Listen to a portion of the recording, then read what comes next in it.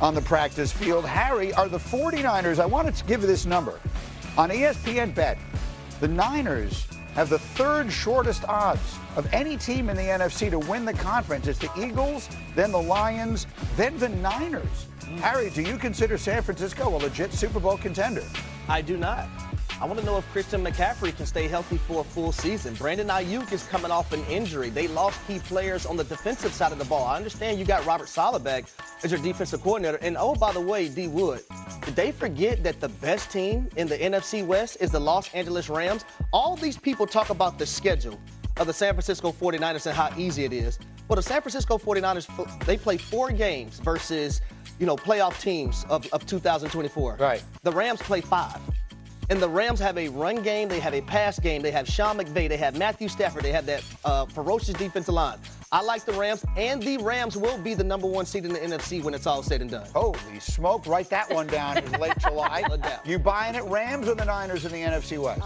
Rams. When you look at the Rams, there's a lot of things I like about the Rams. Number one, I love the quarterback, Matthew Stafford. I love their run game, the offensive line. They probably got the best young defensive front in football. So not San Francisco?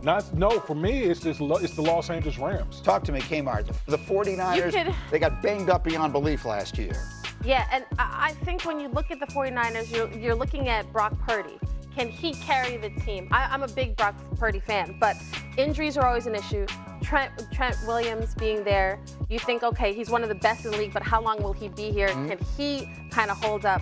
And then Juwan Jennings, that situation, you've got the other receiver. Ricky Pearsall? Yeah, Pearsall. You've got so many injuries at the wide receiver position, and then they lost Debo, who at one point was the heart and soul of their offense. Everything kind of flowed through him. So I think this will be a down year. The time of transition for the 49ers, we will see. Again, it jumps off the page. ESPN Bet gives them the third shortest odds of any team in the NFC. Let's go to Cleveland. Shedeur Sanders participating in his first training camp for the Browns. Kmart, who should be their starting quarterback week 1? Oh, it's easy. The guy that got off the couch a couple years ago, Joe Flacco. I've said this before, but have you seen their schedule?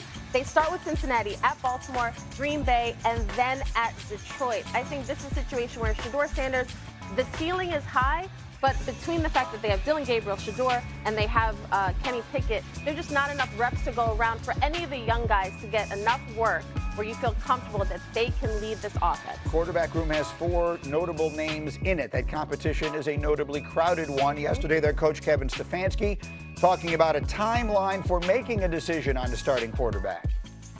I have a plan that's in pencil, and we have to take in information every single day, take in how guys are handling certain situations, and then adjust from there. Ultimately, we'd love to make a decision sooner than later. Look, I'm going to die on this hill, and maybe I'll wind up being wrong. Shedeur Sanders was the most underdrafted player that I've ever seen, and not in the 5 years I've been hosting the draft, but as long as I've been paying attention to it, which is about 40 years now or more. And the bottom line of it is that people were projecting this guy at one time to go top 5. He wound up going in the 5th round. I know that he's a 5th-round pick, which means that he won't get all the reps and all the practice and all that, maybe not have a chance to earn the starting job by week 1. But if he is what every evaluator I spoke to and heard from says he is, then I think he does all the things that a rookie quarterback needs to do to be ready to start. So whether it's week 1 or it's week 4 or it's week 7, I believe we see Shedeur on the field early this year. Are there enough reps to go around, Greeny, for him to get not just the classroom work, but also the on-field work with the starters to be ready to grasp this Kevin Stefanski offense so that when they break the huddle, they have confidence like he can lead us? He's got the talent, but you don't just throw him out there because the ceiling is high. 2 things that jumped out to me for Kevin when Kevin Stefanski was talking about. Said first thing, it's in pencil. Okay, that's number 1. That's right. And then number 2, he was talking about how guys handle certain situations. Joe Flacco is 40. He's seen every situation. To me, that's talking to the young guys. If the young guys show you in training camp, this is not too big for them, then that's where the pencil comes in and you're like, okay, change your plans. This is just one person's opinion, and granted, they should ignore it because what do I know? But in my opinion, if they don't find a way for Shedeur Sanders to get enough reps to at least have a chance to show you what he can or can't do, then that's a mistake.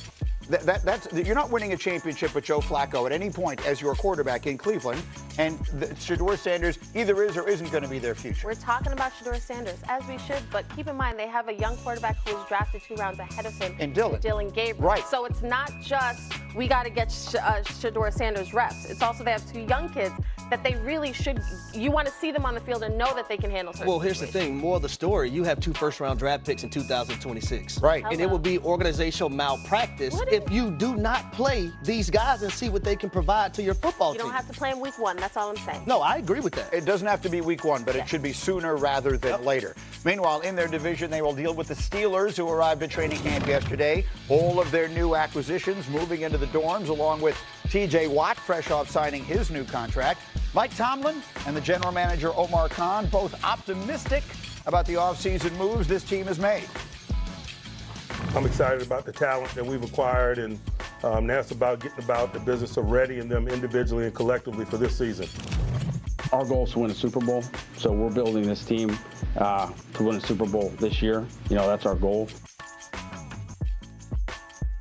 So this is the most un-Steeler-like Steeler offseason that I can ever remember, because while the world may not consider them Super Bowl contenders, Omar Khan, right there, the general manager, not only saying that they consider themselves that, but Brooke Pryor, our Steelers reporter who is live with us from Latrobe, they acted that way. This is a team that had the kind of offseason that speaks to going for it now, which is not the way the Steelers have traditionally gone about their business. Talk to us about that.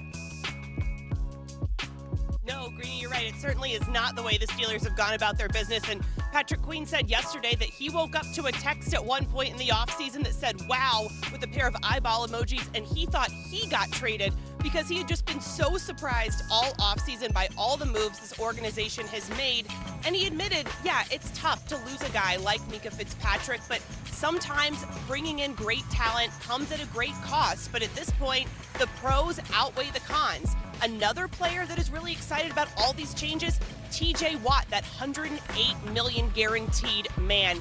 He said he likes the aggressiveness of this front office because he personally is leaving no stone unturned in trying to win a Super Bowl, because he knows there's a different allure with guys who have won a Super Bowl and guys who haven't. And he is tired of hearing T.J. Watt never won a playoff game in his career. Not only does he want to change that, but he wants to win a Super Bowl. So you can tell there is a different buzz around here, not only with the players, but also with Mike Tomlin, who, let me tell you, that man is fired up to have Jalen Ramsey in the building. He likes his versatility. He was asked, what position is Jalen Ramsey going to play? Where is he going to start? And Tomlin said, I don't care where he starts, but he's going to start. All 3 of those corners will be on the field all the time.